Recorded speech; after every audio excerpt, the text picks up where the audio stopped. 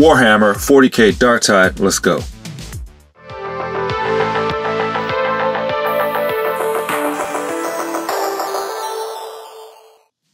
Geeks was popping. We got another figure in this fine line of Warhammer 40K figures from McFarlane. This is the veteran guardsman. Let's go ahead and check out the box.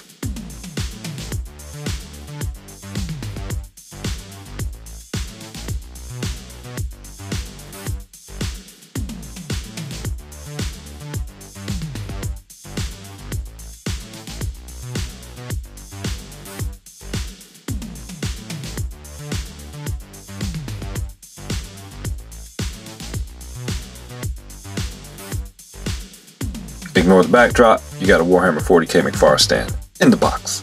He comes packing a little heat and a blade.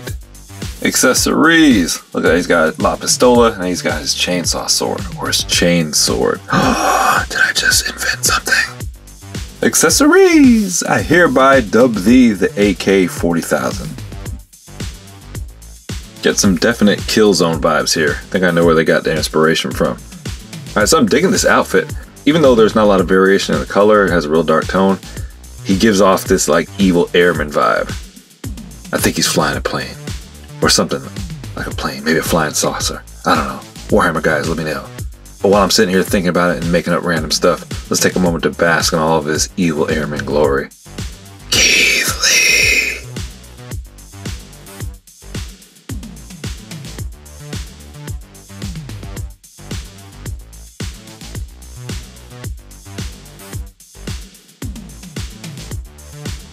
Despite the lack of color variety, it works here, so I think it's purposeful. I don't think they're being lazy.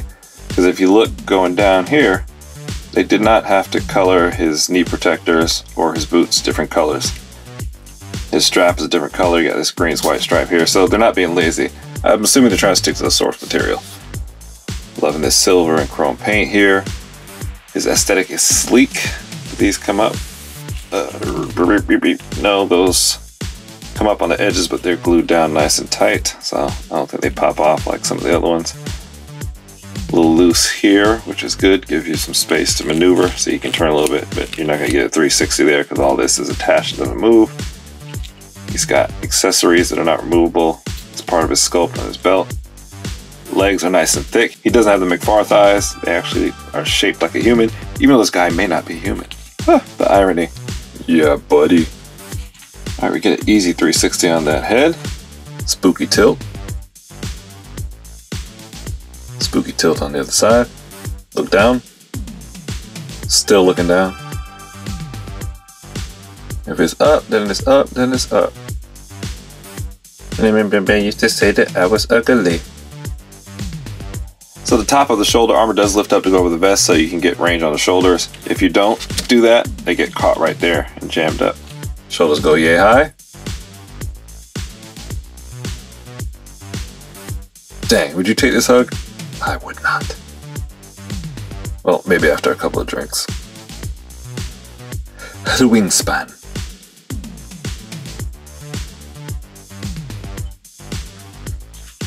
Alright, got 360 at the shoulder. We do have, what is it? Yeah, moth joints in there. So you get a little bit of good range there. Now, you have a bicep swivel. It is nice and stiff.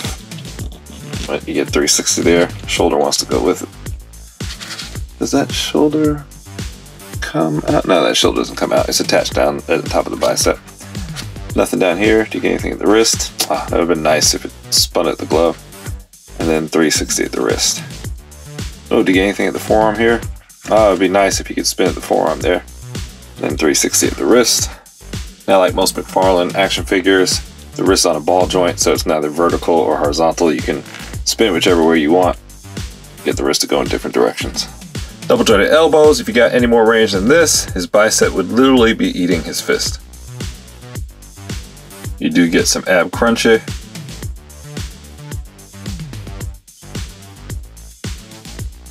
And a little bit of the old Willy way back. And as mentioned before, you do get some turn up there, but with this harness, you're not going to get it to go around. Don't stop there before you bust something. Split range is shallow. but he is not shy about giving you that Rob Van damage. The bend over is awkward. The kick may not even be a kick. Double jointed knee, giving you all he's got. He is in no way a prancer. No thigh articulation here. Nothing at the calf. You do get a 360 at the foot. It's pretty generous. Ooh, but he is a bit of a dancer. Getting them toes up, boy. Get them toes up. Speaking of toes, he does have articulated toes. I can't get them to move. They are tough. Hoping I don't have to boil this guy. Just click for me, man. Never had this problem before. Alright, well, I don't want to snap him. So, beware of this issue if you're buying this guy. Alright, we know he was on the starting lineup in his JV basketball team, but how tall is he? So he is not quite 7 inches. He's right at about 6.5 inches. Veteran guard versus trader guard. Throw in a little chaos. Some Orkin. And by golly, what kind of world would we live in if we couldn't get a little Ogre in there too? Alright, I think I've seen enough. I'm ready to render my verdict.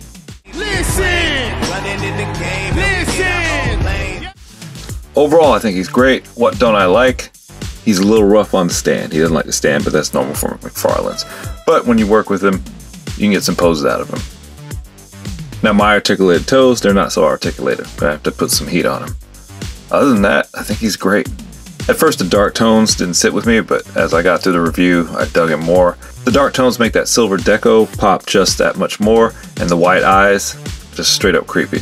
So I'm digging him. McFarlane Toys has been pretty consistent with the Warhammer line, not much to complain about. They're just really good figures. Great sculpts, great paint, great look.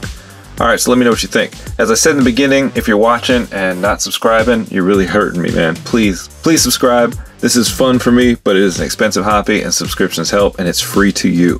So don't hesitate, don't be a view thief. Go ahead and hit that subscription button. Nobody's gonna get hurt. Share a link with a friend that loves the plastic. Share a link with a friend that loves the Warhammer. I love you, Warhammer guys.